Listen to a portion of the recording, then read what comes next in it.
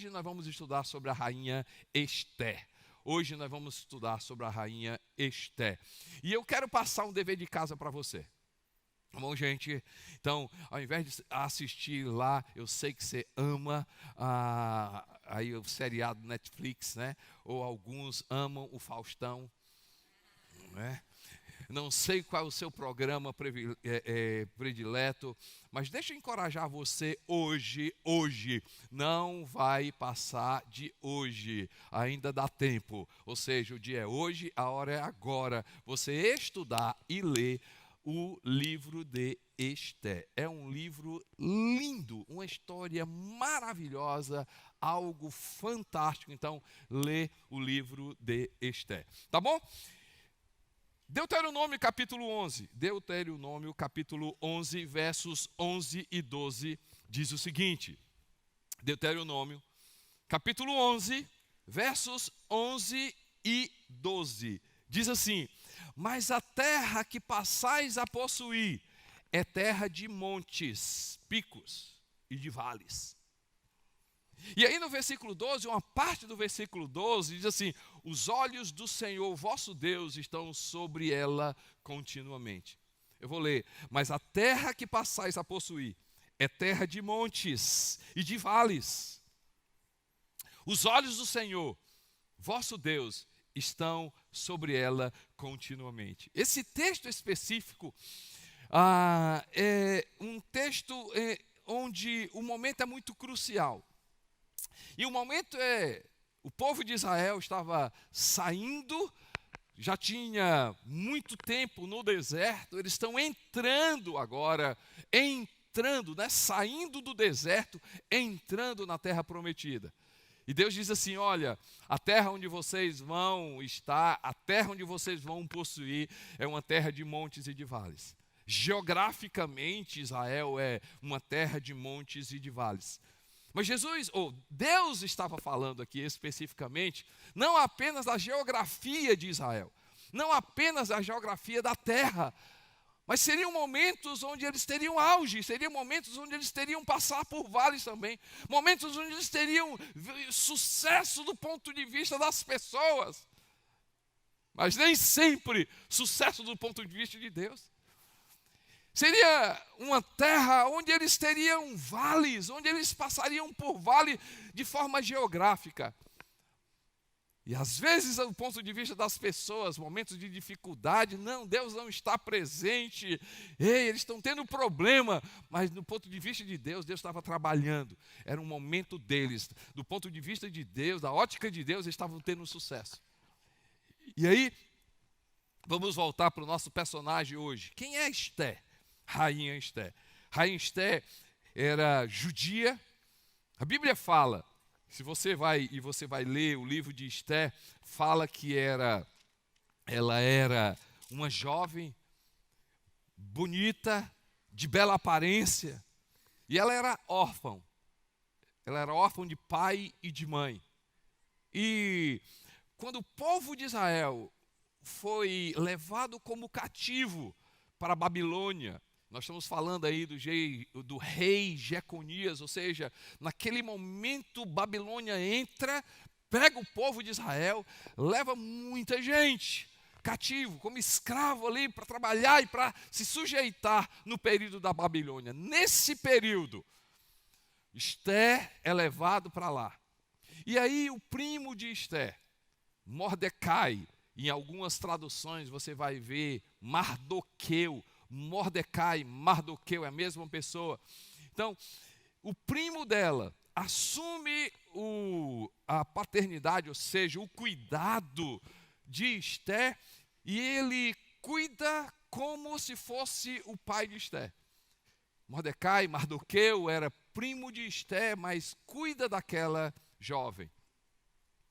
A Bíblia não diz que idade Esther tinha, mas ela é levada e ela é criada por Mardoqueu. Agora, gente, a vida de Esther já começa no vale. Imagine só, órfã de pai e mãe, criada por um primo, morando em uma terra onde não era dela, morando em uma cultura que ela não estava acostumada, morando em um lugar onde ela iria ser, não iria exercer a sua cidadania, por quê? Porque ela ia ser o quê? Era um povo que tinha sido levado como cativo para a Babilônia. Um povo pagão, um rei pagão, uma cidade pagã, e ela é levada para lá. Pasmem, gente, a vida de Esté não foi fácil. A vida de Esté não começou de forma fácil, mas ela nem sabia. Ei, gente, ela nem sabia que Deus estava trabalhando no coração dela.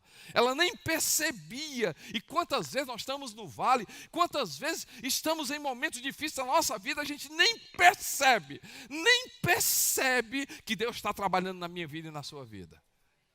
Ei, gente, fé, escute isso aqui, fé. Fé nem sempre é ter tudo aquilo que a gente quer. É muito bom a gente ver um testemunho maravilhoso, com pessoas como essa, a Thaís e a Elga. Elda. Gente, é essa, Ei, deixa eu te falar uma coisa. A gente olha um testemunho deles assim, não, eu não tenho fé, pastor. Eu não tenho fé, porque eu não consegui o que elas conseguiram. Gente, Deus falou isso muito no meu coração, quando nós perdemos uma irmã da Neném, minha cunhada, uma pessoa fantástica, uma pessoa incrível. E a gente orou por ela, a gente orou por ela, a gente orou por ela, a gente orou por ela, a gente orou por ela, e Deus a levou. E naquele momento eu comecei assim, meu Deus, eu não estou entendendo nada. E Deus falou para mim, naquele dia, Deus falou para mim assim, é interessante que vocês pensam que fé é ter tudo que vocês querem. Fé não é ter tudo o que eu quero de Deus, porque eu faria de Deus meu gênio da lâmpada. Fé é crer que tudo que Deus tem para a minha vida é o melhor. Não, vocês precisam ouvir de novo. Fé não é ter tudo aquilo que eu quero de Deus. Fé é crer que tudo que Deus tem para a minha vida é o melhor para a minha vida. E assim aconteceu com Esté. Assim aconteceu com Esté. Então o que é que a gente vê na vida de Esté que vai me ajudar de forma incrível eu passar por momentos de vale e momentos de pico, momentos auge na minha vida, de sucesso na minha vida, e momentos de pico, momentos de vale na minha vida. Primeiro, Esté foi obediente. Esté foi obediente. O que é que a Bíblia fala sobre a obediência? O que é que a obediência traz para a minha vida? O que é que a obediência faz na minha vida? O que é que a obediência trabalha na minha vida? 1 Samuel, capítulo 15, verso 22. 1 Samuel, capítulo 15, verso 22, diz assim: acaso tem o Senhor tanto prazer em holocaustos e em sacrifícios, quanto em quem se obedeça a sua palavra? Vou repetir, gente. Presta atenção nesse texto. Acaso tem um Senhor tanto prazer em holocaustos, sacrifícios, quanto em que se obedeça a sua palavra? O contexto era, as pessoas estavam sacrificando, as pessoas estavam, entre aspas, adorando a Deus, mas no momento errado, com a pessoa errada, de forma errada. E Deus diz assim: ei, eu não estou me agradando disso, eu quero que vocês tenham o que? Obediência à minha palavra. E aí ele complementa, né? Por favor, bota lá o texto, né? A obediência é melhor. 1 Samuel 15, 22. A obediência é melhor do que o sacrifício. E a submissão, diga comigo, gente, submissão. Submissão é melhor do que gordura de carneiros. A obediência é melhor. A obediência é melhor do que o sacrifício. E a submissão é melhor do que a gordura. A vida da rainha Esté foi marcada pela obediência. Gente, quando você pega Esté capítulo 2, Esté capítulo 2, verso 20, Esté capítulo 2, verso 20, e aí, o que é que acontece? Ela diz assim, Diz assim: Ester não havia declarado ainda que a sua linhagem e o seu povo, como Mordecai lhe ordenara, porque Ester cumpria o mandato de Mordecai como quando a criava. Até quando? E aí, vou explicar para você. Ela se torna rainha. Por quê? Porque justamente havia naquele momento, o rei Xerxes dá uma festa. E a Bíblia fala que ele deu uma festa de 180 dias. Gente, vocês vão ler a história de Ester. Quem vai ler, gente, lê a história de Ester, você vai amar a história de Ester, você vai ficar impressionado com a história de Ester. O rei Xerxes, ele dá uma festa, 180 dias de festa. E aí, em determinado momento da festa, enquanto ele dá uma festa, a rainha naquela época, a rainha Vasti, ou Vasti, dá uma festa também. O rei Xerxes chama a esposa dele: olha, eu quero que você venha para cá, quero que você seja conhecido, eu quero apresentar a minha esposa, eu quero apresentar a rainha para todo o povo. A rainha Vasti não vai. Ela diz que não vai. O rei fica enfurecido e aí fica envergonhado, porque ele a convida na frente de todo mundo. Quem sabe ele ia ter dito: olha, gente, eu quero que vocês conheçam a minha esposa, eu quero que vocês conheçam a rainha, e ela daqui a pouco vai vir. E daqui a pouco, esse pouco não vem, e daqui a pouco se torna um período grande, e aí chega a notícia: não, a rainha não vai vir. Aquilo ali pegou muito mal para o rei, pegou muito mal para a rainha. Ele consultou os seus conselheiros, e os conselheiros diziam assim: olha, o que a rainha fez foi algo terrível. Sabe o que vai acontecer? Vai acontecer que, se a rainha fez isso contra o rei, quem sabe não vai acontecer em todos os lares. Quem sabe em muitos lares vai acontecer isso. As mulheres vão começar a se tornarem, vão começar a criar problema dentro dos lares com os seus esposos. Vai ter problema entre as famílias, entre os casais. Então isso não é um bom testemunho. O rei chega e diz assim: então a rainha não é mais rainha.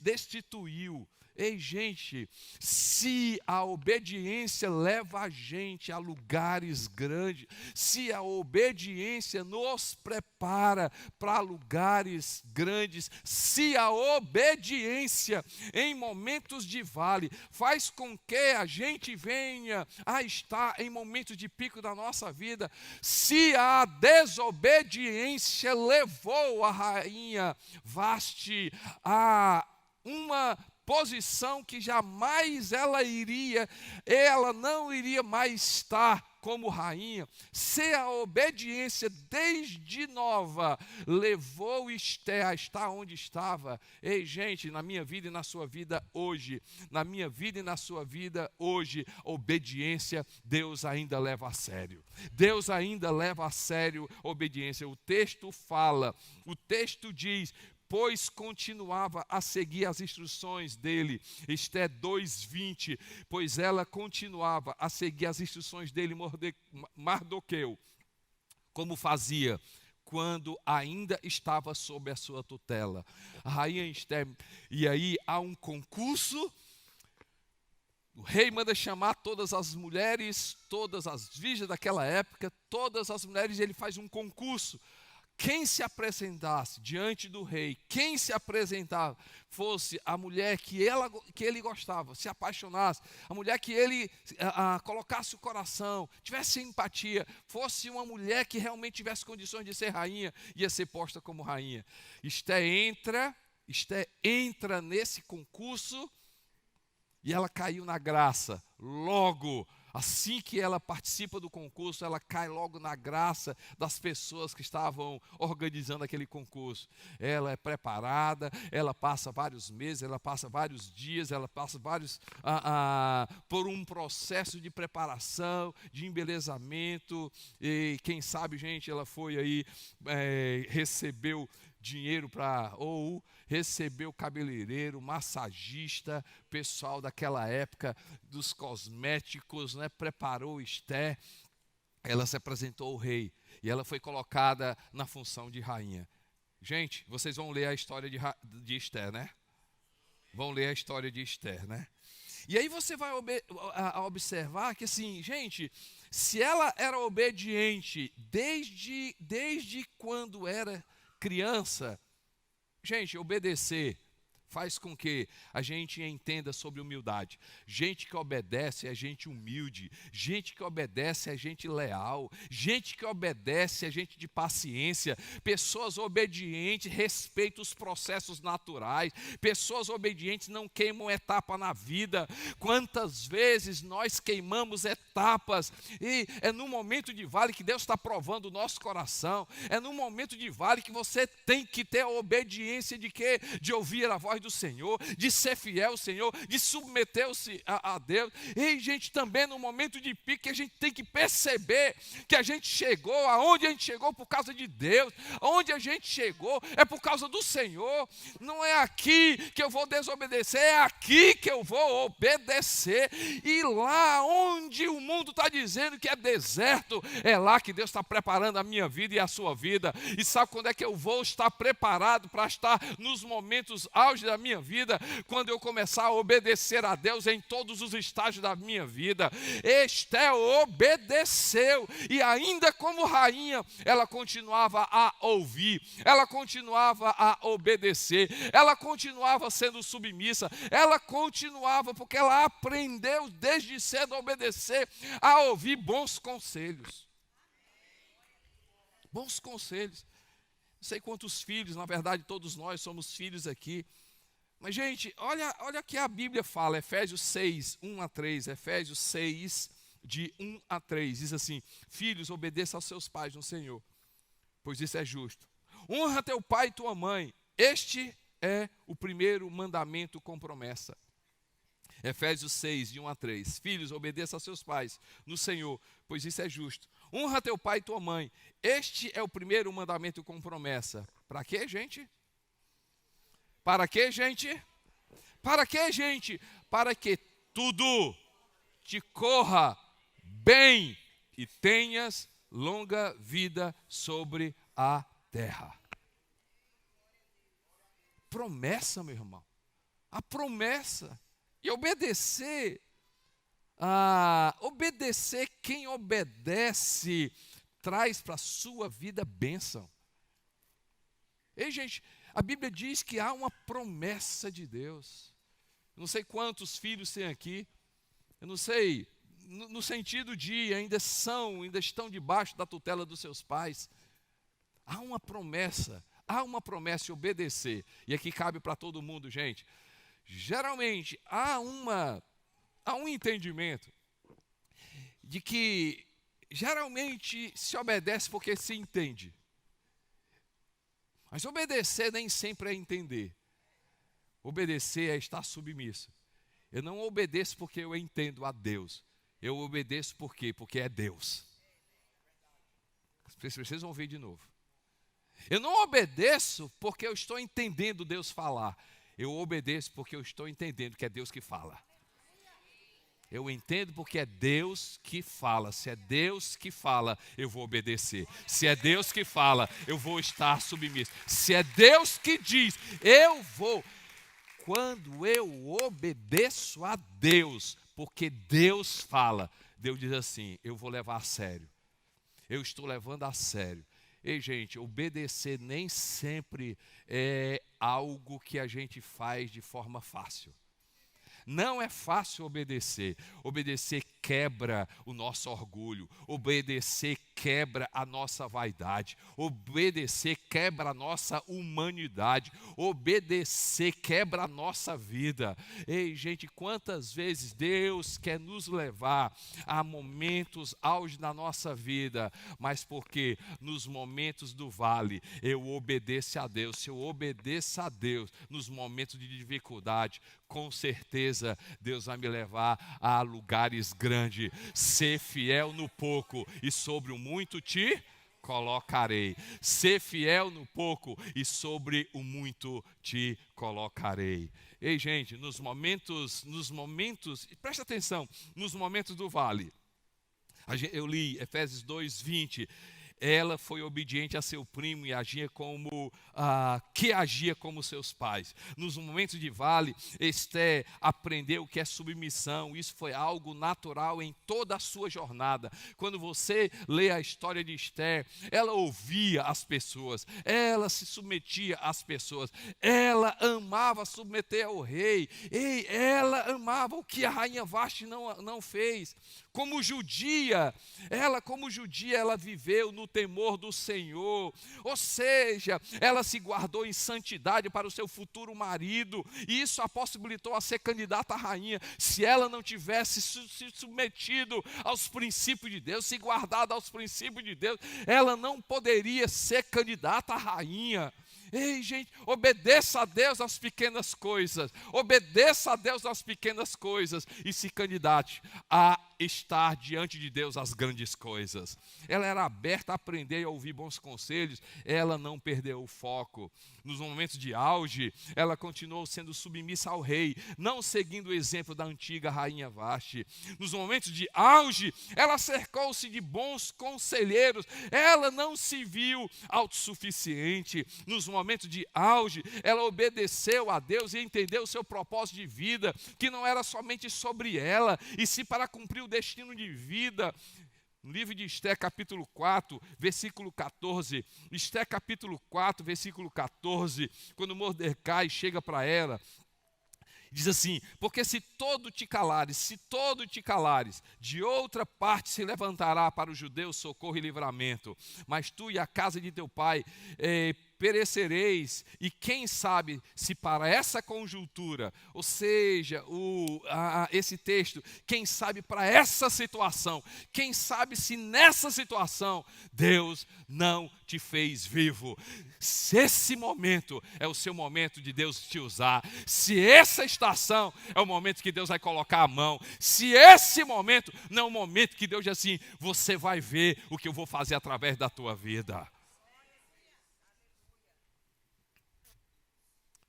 Esther foi obediente. Diga comigo, gente, Esther foi obediente. Mas também Esther foi corajosa. Esther foi corajosa. Eu vou te dizer uma definição que eu achei incrível. E eu aplico na minha vida. Wendy Stanley, um autor, pastor, ali de uma igreja em Atlanta, diz assim: coragem não é ausência de medo. Escute isso, gente. Coragem não é ausência de medo, é, antes de tudo, presença de convicção. Presença de convicção. A rainha Esther é um grande exemplo de mulher corajosa.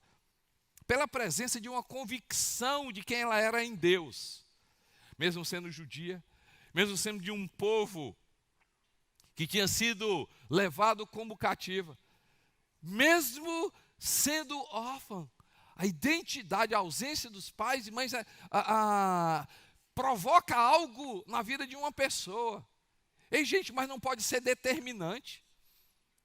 Aquilo que você vivenciou na sua vida, você precisa separar de algo importante, de algo determinante. A presença de pais na nossa vida é importante, mas não pode ser determinante. Deus é o nosso Pai, Jesus é o nosso Pai. A presença de pessoas queridas nossas é muito importante, mas a ausência dela não pode ser determinante. O que sustenta a minha vida e a sua vida é Deus.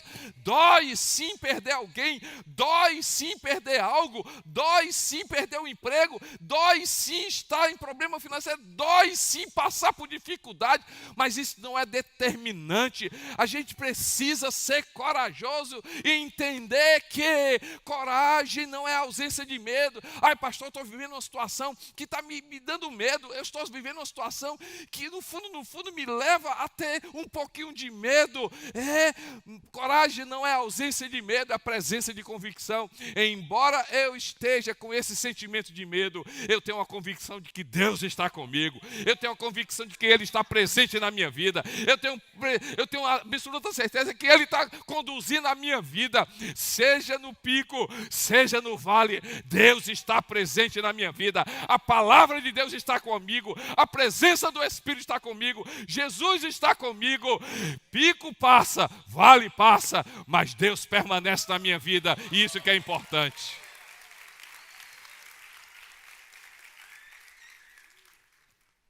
Gente, confiança em Deus fez da rainha Esté uma mulher corajosa. Reconhecer que foi o próprio Deus que colocou ali, foi a razão de sucesso. Não é lugar, gente, não é circunstância, não é o que eu passo, é com quem eu estou, é com quem eu estou, é com quem eu estou, é com quem eu estou. Gente, não é o local, não é o sucesso, não é a tribulação, é quem está comigo aqui. E quem está comigo aqui, se Ele está comigo aqui, esse sucesso não vai ser simplesmente o sucesso no ponto de vista dos homens, esse vale não vai ser insucesso do ponto de vista das pessoas, esse lugar com Deus vai ser importante para a minha vida, e esse lugar com Deus eu também vou passar com sucesso do ponto de vista de Deus. Ela foi corajosa, gente. Ela foi corajosa. E a gente precisa ter coragem. A gente precisa ter coragem nesse mundo. Coragem para viver o nosso verdadeiro eu. Quem eu sou em Deus. É preciso ter coragem, meu irmão. Você precisa ter coragem para viver a sua verdadeira identidade. Nessa sociedade impressionante, vivemos numa cultura que as pessoas tentam mudar. Há uma pressão para a gente ser outra pessoa. Há uma pressão para você se apresentar com o que você tem, com o que você possui, com o que eu possuo. Gente, não é pelaquilo que eu possuo, é pelaquilo que eu sou. E eu sou e você é aquilo que Jesus Cristo diz que é, aquilo que Deus diz e fala que você é. A gente precisa ter coragem, gente. A gente precisa ter coragem para viver nos momentos auge da nossa vida e não perder os valores da nossa vida. A gente precisa viver os momentos de sucesso da nossa vida e não perder a humildade e a confiança em Deus. A gente precisa entender que nos momentos auge da nossa vida tem propósito. É muito mais sobre outras pessoas que a gente vai ver daqui a pouco. A gente precisa ter coragem, gente. Coragem para não se vender aos valores dessa sociedade. E vai exigir muita convicção. Vai exigir muita convicção. Coragem para seguir a palavra de Deus em qualquer situação. Gente, essa palavra ainda é verdadeira. Essa palavra ainda tem poder. Essa palavra não é simplesmente um livro. É Deus falando para a minha vida e para a sua vida. É preciso coragem para dizer assim: eu estou fazendo porque eu acredito na Bíblia. Que conversa é essa? Eu estou fazendo porque a Bíblia diz. Que conversa é essa? Tu acredita no que tem aí? Eu acredito, não num livro, eu acredito que é Deus falando comigo. É Deus falando comigo. É preciso coragem, gente. Preciso coragem de viver os valores da palavra de Deus. Preciso coragem e convicção de que a nossa vida pertence a Deus e que Ele sabe conduzir muito bem a nossa jornada. Coragem e convicção para dizer não e se desviar da embriaguez que o sucesso às vezes traz para a pessoa, gente.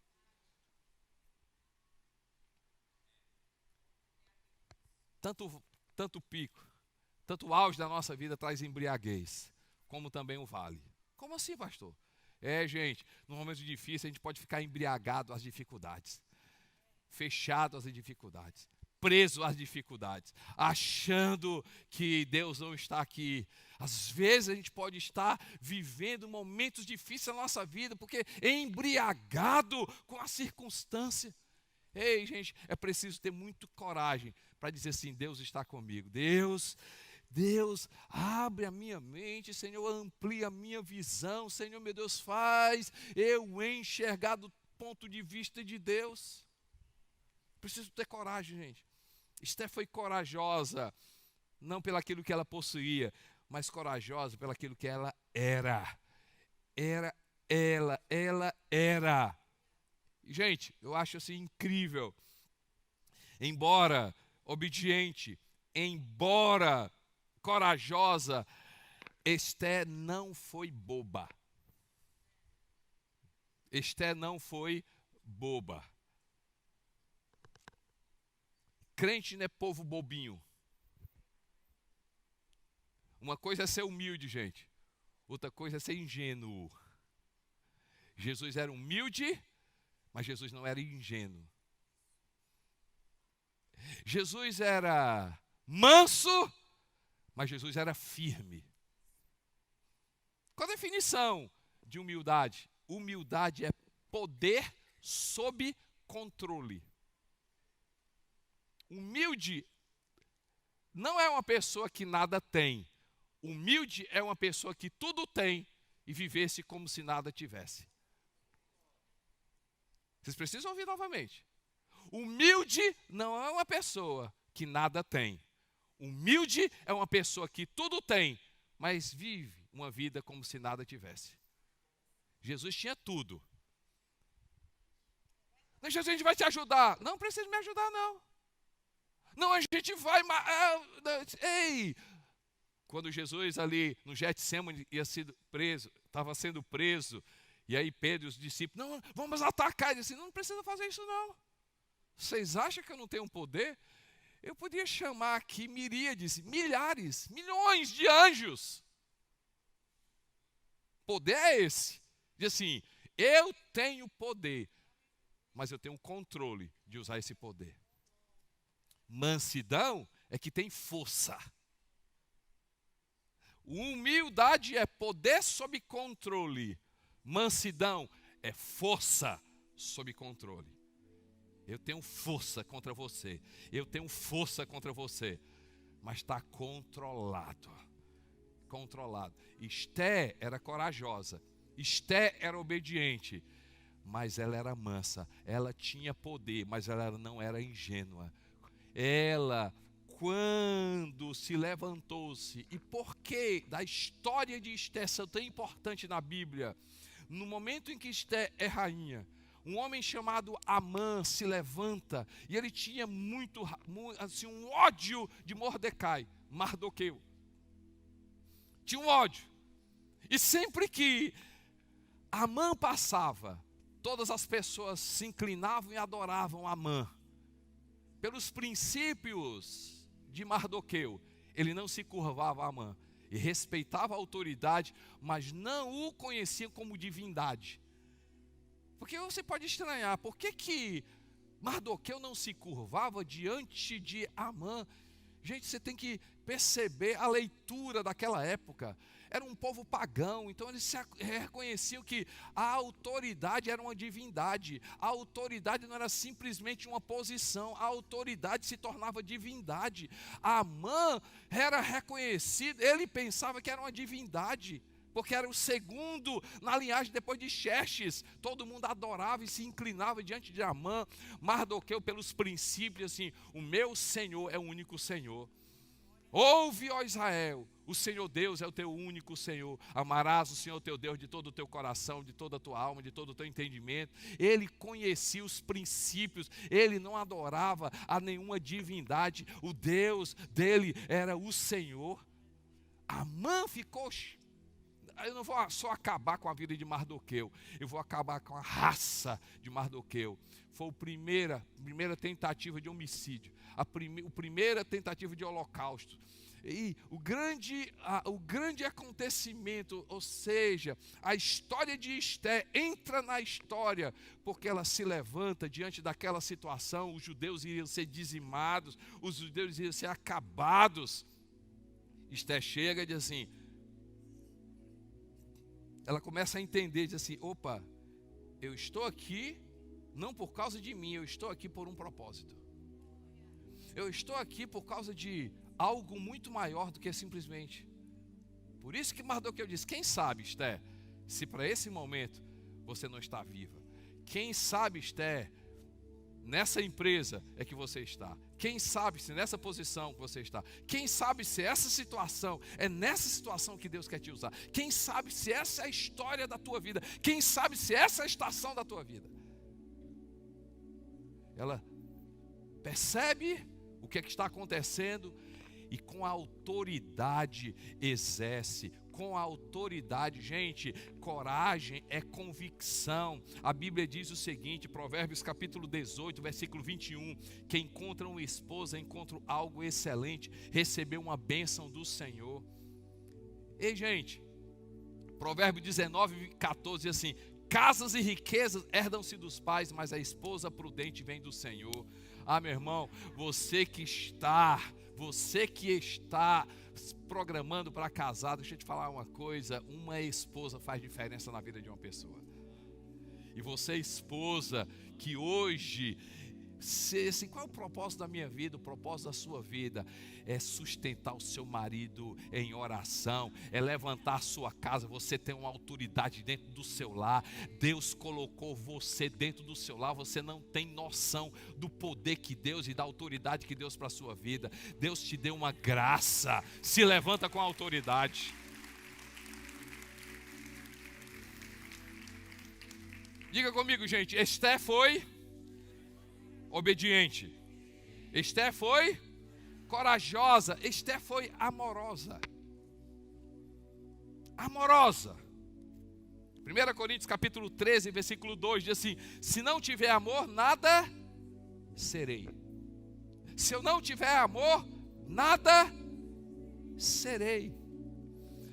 O momento mais importante na vida de Esté foi ela perceber que acima de performance, Deus nos chamou para viver propósito.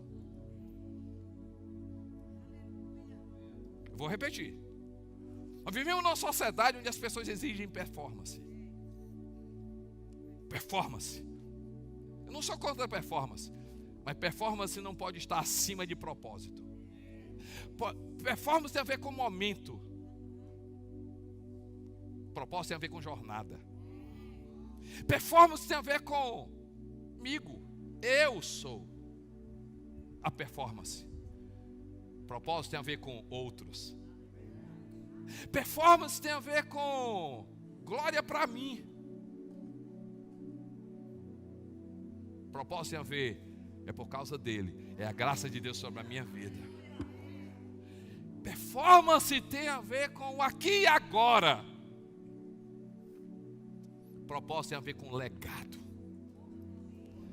Quando ela percebeu, disse assim, eu não estou aqui para exercer performance de rainha, eu estou aqui para exercer propósito de Deus. E o meu propósito aqui é ser generosa. Ela começou a enxergar generosidade, gente. Ei, quando o propósito está muito além, a nossa performance faz sentido. Quando o nosso propósito está acima, faz sentido performance. Nos momentos de pico, seja generoso. No nosso momento de vale, permaneça sendo generoso. Por que, pastor?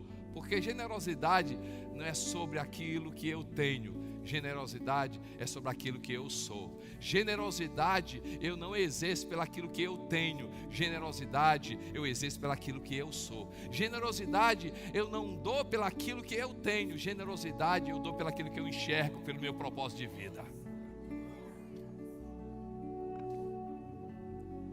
Quero encerrar contando uma história. Me lembro muito bem quando a gente estava aqui na nossa igreja construindo, o momento mais crítico, recurso. A gente sentou e disse assim: o que é que a gente faz nesse momento? O que é que a gente faz nesse momento? Vê algo no nosso coração, diz assim: no momento que a gente está precisando receber, nós vamos começar a dar.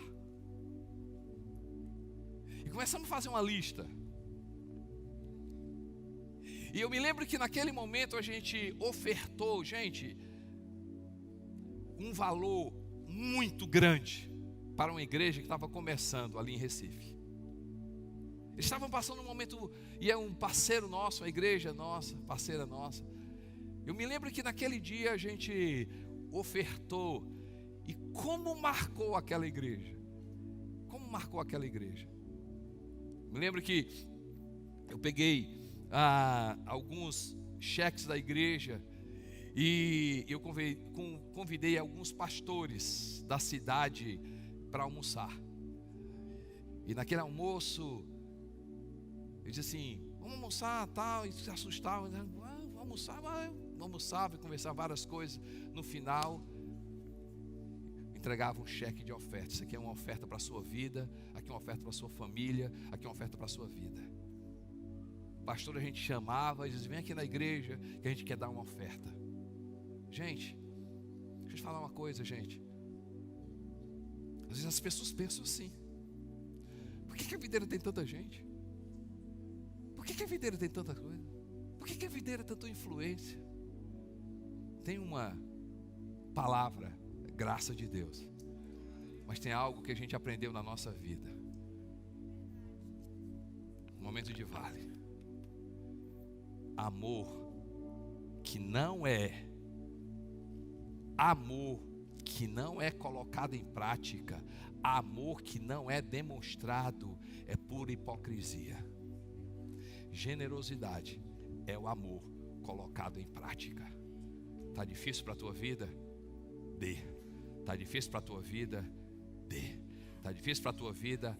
Ajude. Está difícil para a tua vida? Ajude. Porque é no momento de vale que Deus vai te preparar. Lá em cima você vai continuar sendo. Porque, gente, quando a gente vive bem o vale, a gente se prepara para o pico. Quando a gente vive o pico, a gente se prepara para o vale. Quando a gente se prepara para o vale, a gente se prepara para o pico. E aí, cada vez mais, a nossa vida vai virar a abundância.